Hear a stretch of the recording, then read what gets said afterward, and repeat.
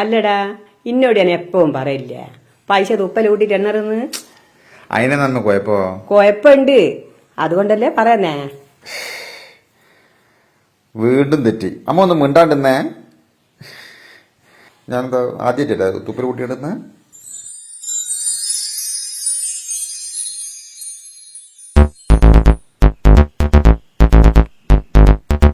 ഇതൊന്ന് കാണ്. ജോലി കഴിഞ്ഞ് മടങ്ങുകയായിരുന്ന അതിഥി തൊഴിലാളിയുടെ പണം തട്ടിപ്പറിച്ച കേസിൽ 3 പേർ കോഴിക്കോട് കസബ പോലീസിന്റെ പിടിയിലായി. ഒന്നാം പ്രതി മുഹമ്മദ് ഫസൽ മലദ്വാരത്തിൽ ഒളിപ്പിച്ച പണം പിന്നീട് മെഡിക്കൽ കോളേജ് ആശുപത്രിയിൽ എത്തിച്ചാണ് പുറത്തെടുത്തത്. ഇന്ന് പുലർച്ചെ 3 മണിക്ക് ഹോട്ടൽ ജോലി കഴിഞ്ഞ് വരുന്നതിനിടയിലാണ് അതിഥി തൊഴിലാളിയായ നസ്രുദ്ദീന്റെ കയ്യിൽ നിന്ന് 4 സംഘം പണം തട്ടിയത്.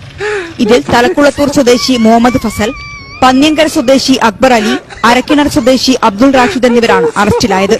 11,000 രൂപയാണ് തട്ടിപ്പറിച്ചത്. ഒന്നാം പ്രതി മുഹമ്മദ് ഫസൽ ഇതിൽ 7,000 രൂപ മലദ്വാരത്തിൽ ഒളിപ്പിച്ചു.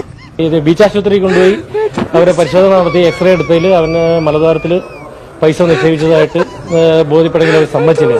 അങ്ങനെ മെഡിക്കൽ കോളേജിൽ കൊണ്ടുപോയി അവിടുത്തെ വളരെയധികം കഷ്ടപ്പെട്ടാണ് പണം റിക്കവർ ചെയ്യാൻ കഴിഞ്ഞത്. ഒരു 7,000 രൂപ അവരെ മലദ്വാരത്തിൽ.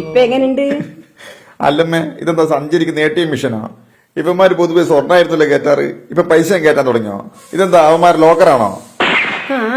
കേരളത്തില് സ്വർണം ലഭിക്കുന്ന ഏക ഖനിയായിരുന്നു. അമ്മ, ഇതിനാണോ കുഴൽപ്പണം എന്ന് പറയുന്നത്? അല്ല മോനെ, ഇതിനാണ് മൂലധനം എന്ന് പറയുന്നത്.